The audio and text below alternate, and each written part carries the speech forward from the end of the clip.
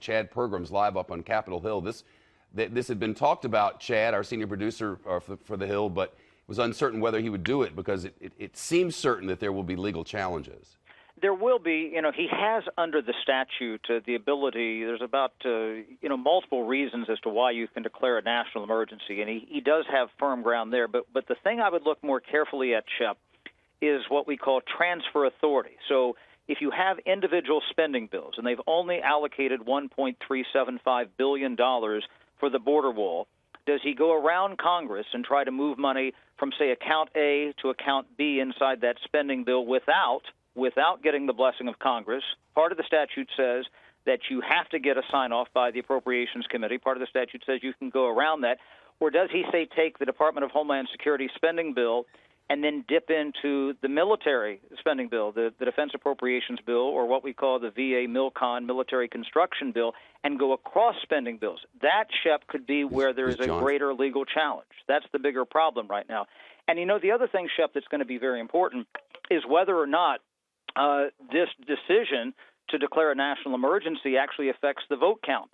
Now, what we're going to have happen at 3:30 here on the Senate floor is what we call a cloture vote to end debate on the underlying spending package. Remember, these are 7 spending bills. One of them is for the Department of Homeland Security, and that's the most nettlesome because it has the wall issue there. They need 60 votes to end debate on that, and then go for, if they get 60 votes, then the Senate will vote actually up or down on passage. Here's the other issue. I think it was very significant that Mitch McConnell waited and waited. We thought we might vote earlier on this, but he waited till he had an assurance from the president he would sign the bill to call this vote this afternoon, Shep.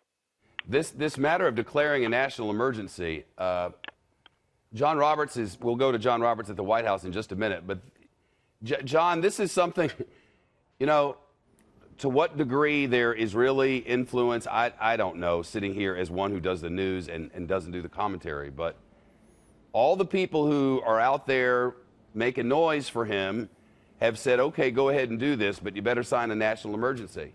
How much of an effect has that had? Do we have a way to know?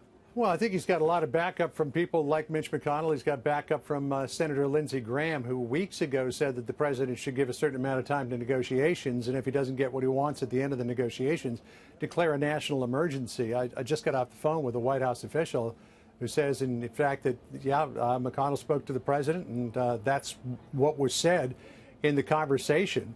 So, I mean, that's a huge piece of news that the president's going to sign this, but at the same time declare a national emergency. Now, Chad was talking about the intricacies of this transfer authority and reprogramming money within certain. It's like, think that you've got a farm. Think of the federal government as a farm, and the farm's got a bunch of silos on it, and each one of those silos is filled with money.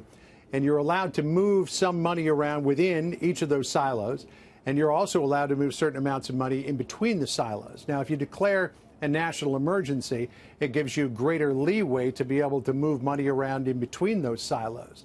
And White House attorneys have looked at this for months, this idea of a national emergency, and they have identified certain baskets of money that they believe can be applied to building a border wall. Each time you dip into a different basket, though, you're increasing the level of potential pushback and your potential risk for a legal challenge. So there's some baskets of money they believe they have that they can use, and nobody's going to be able to challenge them. But once they go through those baskets of money and pick up the next basket, that comes with a little more risk. And then each basket after that comes with an increasing degree of risk. So as you move this money around inside, specific silos like the DHS silo, or you move from the DOD silo into the DHS silo, or energy into, just for example, into the DHS silo, you get increasing risk. So it's not clear how much money the president might be able to move around before he ends up in court.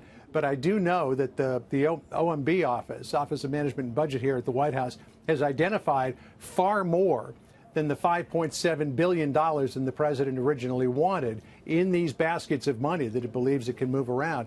They have to make a decision on to what degree do they risk inviting a legal challenge here, because once you get enjoined, then you run the risk of almost everything getting enjoined in the courts. I want our viewers to hear what Mitch McConnell said on the floor here. I've just had an opportunity to speak with President Trump, and I would say to all my colleagues, has indicated he's prepared to sign the bill. He will also be issuing a national emergency declaration at the same time. And I've indicated to him that I'm going to support the national emergency declaration. So for all of my colleagues, the President will sign the bill. We'll be voting on it shortly. So there's Mitch McConnell. John Roberts, what's the national emergency? Well, first of all, the reaction is wow. I mean, a lot of people thought that the president might use this option, but there was a lot of thought that he probably wouldn't use the option. He has said many, many times that he would rather do it legislatively, but it's clear that the president thought that he could not do it legislatively, so now he's going to declare the national emergency. The national emergency, as the president sees it, is a humanitarian and economic emergency that exists across our southern border. Tens of thousands of people are being apprehended every month by Customs and Border Protection, the Border Patrol, Immigration and Customs Enforcement for crossing over into this country or being in this country illegally. Customs and Border Protection facilities are filled to bursting. There are a lot of family units. There are a lot of unaccompanied children that are coming across the border. And the president believes that the best way to deal with that is to build a border barrier, add an additional 200 and some odd miles of fencing, particularly in Texas. But here's the rub with that. When you're talking about these migrants, these illegal migrants from what are called the Northern Triangle countries of Honduras, El Salvador, Guatemala, Honduras, Guatemala, Nicaragua, and El Salvador, they are people who simply want to get their feet on American soil so that they can be picked up by the Border Patrol. And the president himself, a couple of weeks ago, in response to a question I put to him, acknowledged that because you cannot build a fence right on the border in Texas, you can't build it in the floodplain of the Rio Grande. You have to build it, a couple of 100 yards in. In some cases, the wall is a mile in from the border. All those people have to do is cross the Rio Grande, and in some areas you can float across, in some areas you can walk across. And if they get their feet on U.S. soil, they give themselves up to the Border Patrol, they get into the system where by and large they get released into American society. Some of them do return for their appointed court date, some of them don't. Even if they come for their first court date, they very often don't come for their second court date, and so they disappear into American society. So build as much wall as you want in Texas. You're not going to stop the problem of these migrants who want to get caught by the Border Patrol from coming across. Now, where it could help is people who don't want to get caught, who get into the country. That would include people who just want to disappear into American society right away. They don't want to get caught by the Border Patrol. That could include criminal elements. It could include human traffickers. It could include drug smugglers and other people with nefarious intent to get across the border. They would get caught up, ostensibly, theoretically, by this wall, which would give Customs and Border Protection time to get to them before they hit these what are called vanishing points and disappear into the United States. So from that standpoint, it could be beneficial for Customs and Border Protection. But in terms of stopping the flow of migrants who are coming up from Central America who just want to put feet on U.S. soil, it wouldn't do much to stop them. And the president has admitted that. Shep? All right, John, thanks.